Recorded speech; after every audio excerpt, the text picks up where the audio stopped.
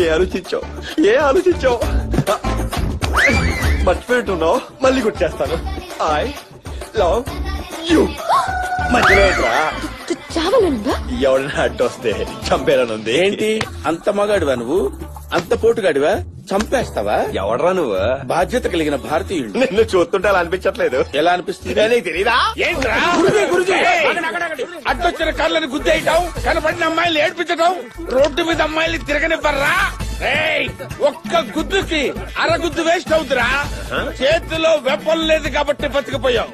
లేకపోతే నేను బతికుండగా ఆ అమ్మాయి నీడను కూడా తాకలేవురా. ఏమనుకుంటున్నావురా? ఏమనుకున్నావురా నువ్వు?